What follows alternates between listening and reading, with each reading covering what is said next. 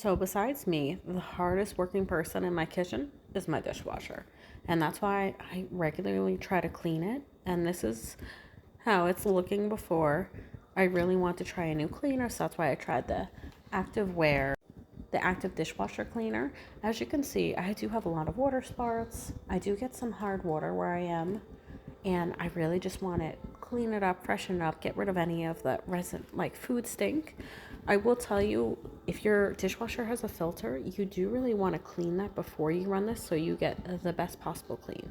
And what I love too, everything is individually packaged, so you can really just don't have to worry about anything disintegrating. And that actually gives you a calendar on the box where you can really mark each month that you do it. It does say to do 1 tablet in the filter where you put your regular soap, and 2 if you do have a very heavy duty clean.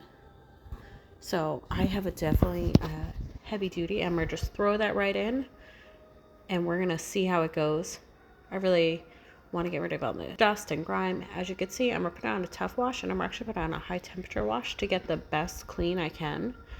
And this is one clean, directly open. I didn't touch anything, I didn't scrub anything, and as you can see, it's looking so much better.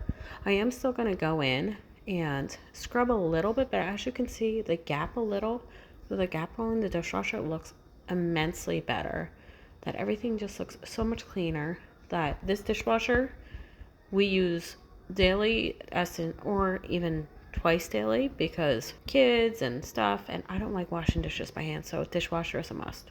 So I am going to still go in with a little bit of scrub brush, a little bit, and then run actually even another cycle, just because this was dirty and I really want to get it clean. But as you can see, it does look so much better, and it smells fantastic. This has a lemony smell, and you really can tell